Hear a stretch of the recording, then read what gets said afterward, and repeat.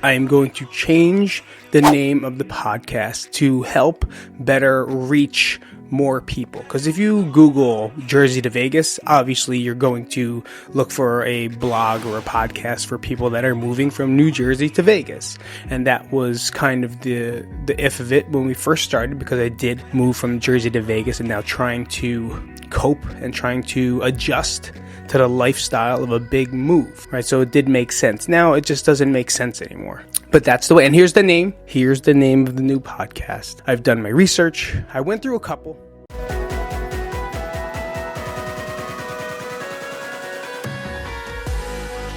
Welcome back to the Jersey to Vegas podcast. My name is Pete. I am not a therapist. I'm just a dude that has gone through a lot of stuff with mental health, mental illness, suicide, whatever it is you want to talk about. I'm here, right? And so I always talk about my troubles, my methods that I've used to beat this disease / terrible part of life / book bag of hell. I don't know. I'm kind of making stuff up as I go along, but I do want to say thank you guys so much for being part of this podcast for the past 2 years. It's going to be a 2-year mark. This is the last episode for season 2, and we will be moving to season 3 starting in June. I'm very excited for that.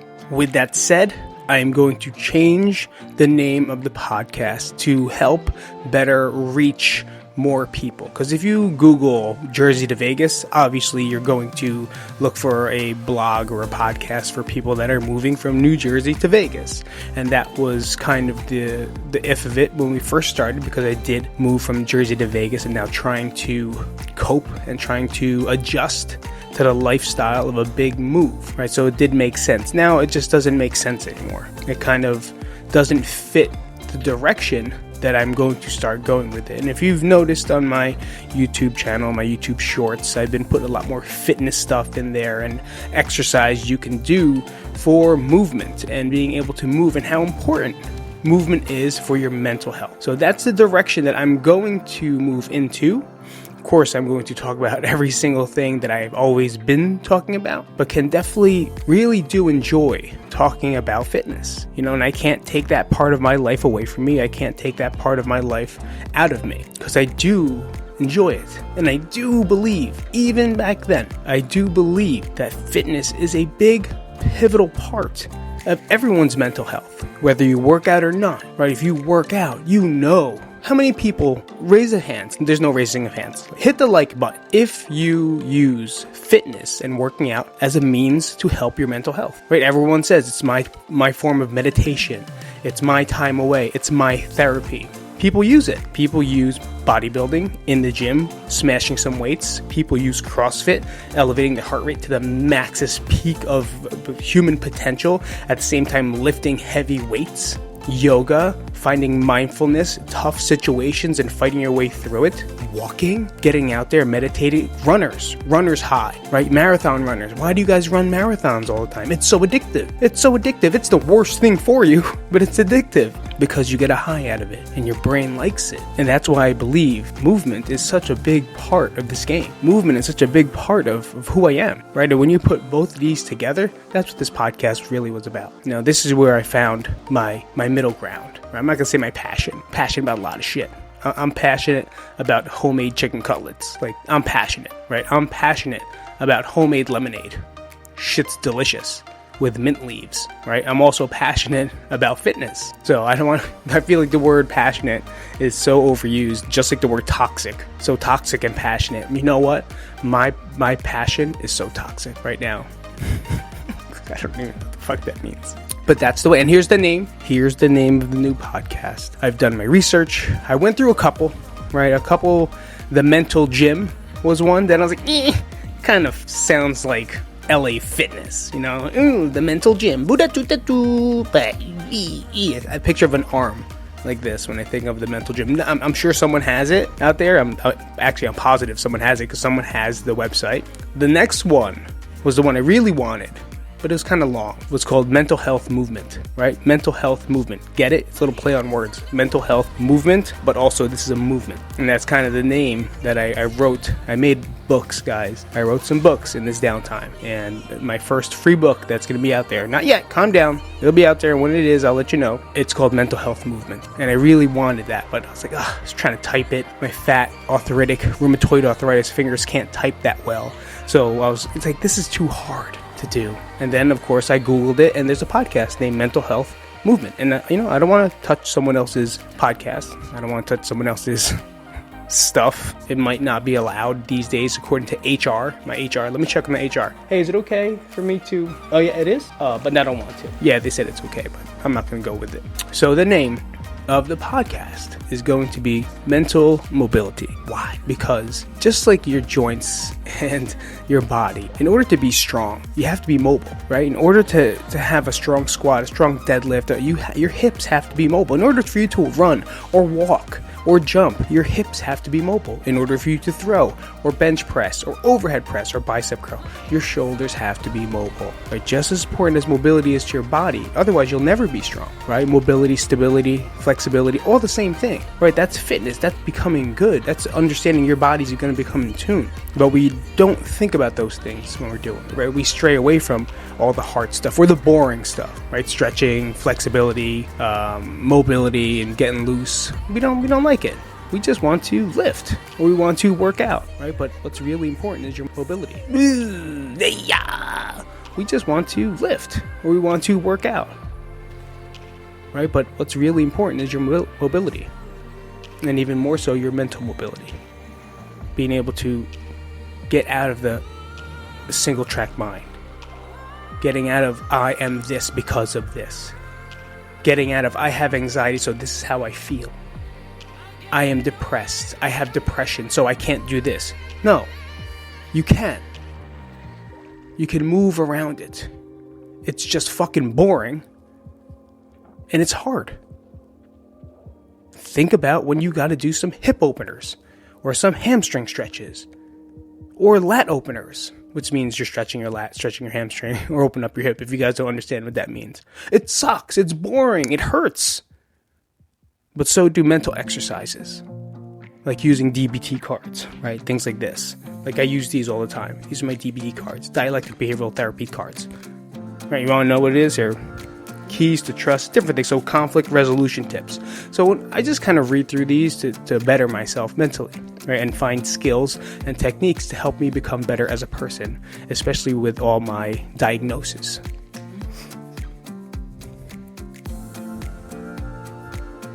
Conflict resolution tip. Resolving conflict takes careful use of our interpersonal skills in combination with the following tips. Number 1, step back and see whether you're in wise mind. If not, consider delaying attempts to settle this conflict, which means are you in the mind of where you're thinking wisely? If it's not a wise thought, take a step back and see until you meet that middle ground. I do that a lot with my kids. Choose your conflicts wisely. Is it worth it? Do not engage in meaningless conflicts. The one for this I always think about is the juice worth the squeeze? And I heard this quote from The Girl Next Door. It's a movie, right? Is the juice worth the squeeze? And I ask myself this all the time. Because there's times I could be in the car and be becoming upset and want to road rage out on someone. Is the juice worth the squeeze? I could be in the supermarket and someone is completely taking their time, but obnoxiously holding up the whole line or obnoxiously holding up the entire aisle, right? Because their cart's fucking sideways, but they're talking on the phone. They don't give a shit about everyone. Do I say something or sit there, be patient, or turn around?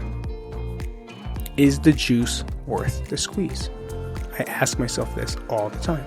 And this is conflict resolution. Number 3, practice a balance of fast, give, and dear man. This is too complex for you guys. I'm not going to explain it to you. If you want me to know more about what fast, give, and dear man is, comment down below, and I will make sure that I put it into an episode and we'll go through it. You know, I can definitely go through DBT techniques, use them all the time, and or I get a therapist on here to explain DBT techniques that you guys could use for yourself as well. So if you think that's a plus, comment down below, let me know, hit it up, smash the like button, and we'll do it that way. Learn to disengage from unproductive conflicts. You can revisit a conflict later when everyone else is in wise mind, which means if everyone's amped up and crazy, take a step back. Take that step back. Even 10. Until you are cool, calm, collective, have done your breathing exercises, and now are in wise mind, which means you can think clearly pretty much. Right? You can think a little less without aggression or sadness or anger. Right? All those fucking fight or flights right there. Take a step back when you're...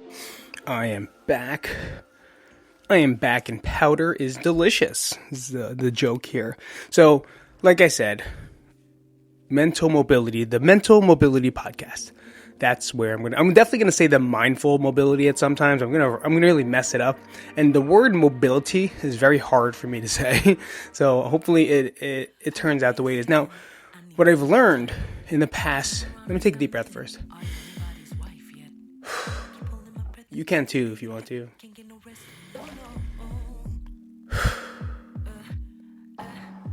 So what I learned in the past 2 years is that this change is hard, right? Any type of change is difficult. Anything that you're going to do is going to be difficult. I don't think there's anything easy, right? In anything you do. Everyone says, oh, that was easy. Was it? I don't know. It still took some effort, right?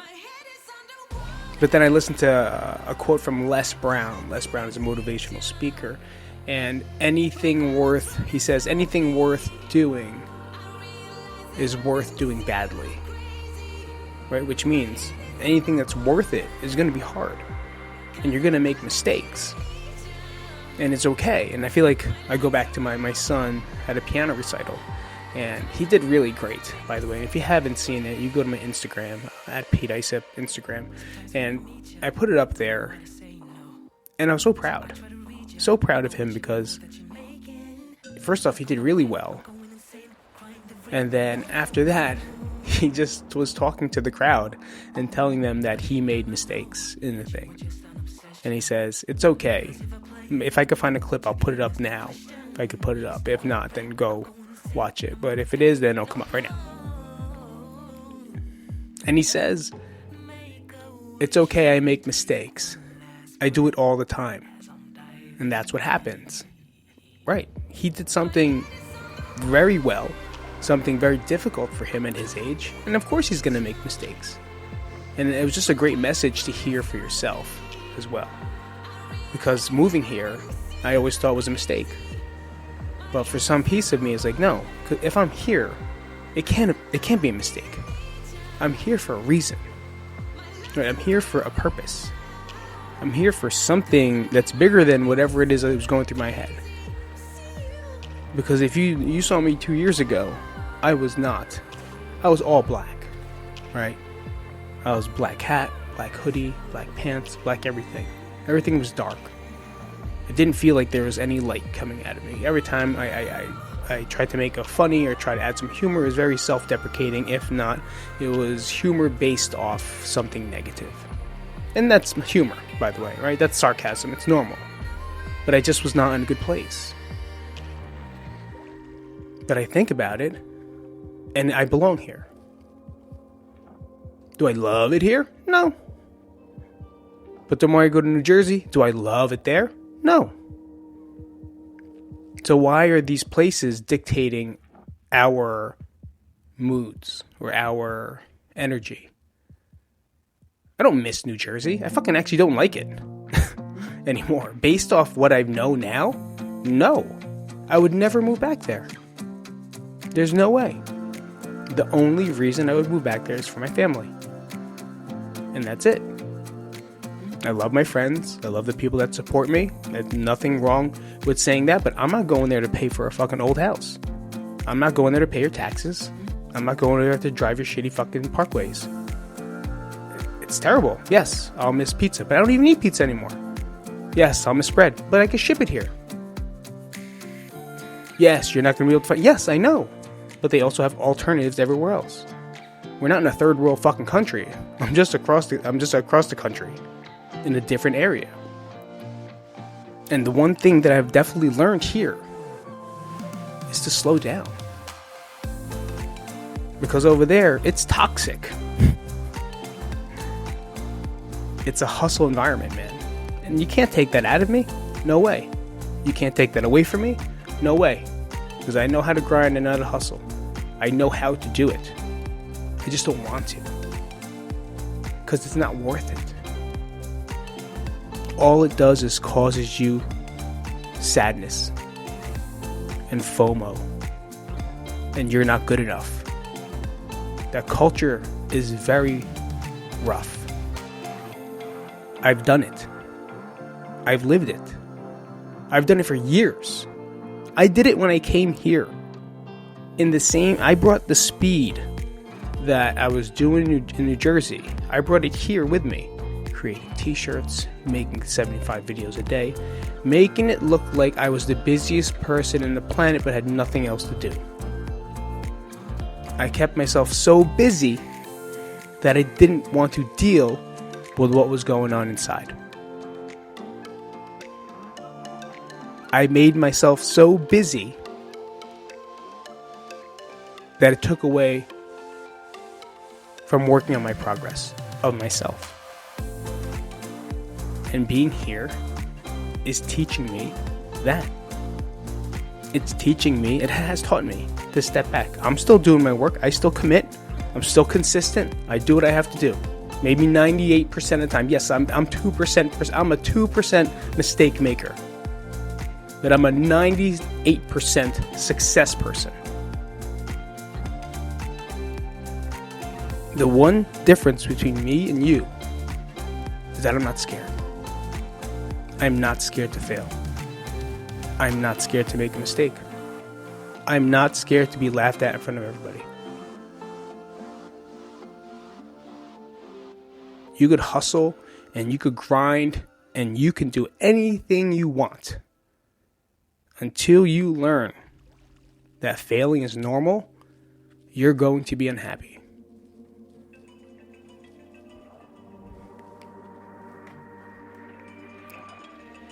It's time to pick up Sage. Hold up, wait a second. I need to know your title. Turn around, I need a minute. Life is hard, for sure. And I'm learning this. Right? Life is difficult. It's going to beat you up 100%. But we have to be persistent. We have to get back up and do what it is. You don't have to do it at full speed. You don't have to finish it today. You don't have to finish it tomorrow. Just finish it. How many of you guys have started something you haven't finished? As a project today, finish something. If there's you were going to spackle the wall, finish spackling it, then paint it. If you said you're going to XYZ a kid's toy, finish the fucking project. If you said you're going to read this book, read the fucking book. Complete little things. It's not about the big thing. It's not about the big goal. Complete the little tasks. Little success. With a 2% fail rate. I gotta go get Sage. But last thing I want to say is the one thing I learned here is how to be mobile. Mentally mobile. And understanding how good and how much I need to be there. Physically and mentally. So I thank you all for coming out to the last episode of the Jersey to Vegas podcast. It is over. It is done. Season 2 is finished. And now we're going to move into Season 3, but just changing the name to Mental Mobility. I can't say it yet. The Mental Mobility Podcast. I already have a lot of guests that are coming in. If you are one of them that want to get interviewed and have a story to tell and or want to work through some shit, hit me up. Let's do it. Because it's only going to get better. And I fucking believe it's going to. I'll see you guys later.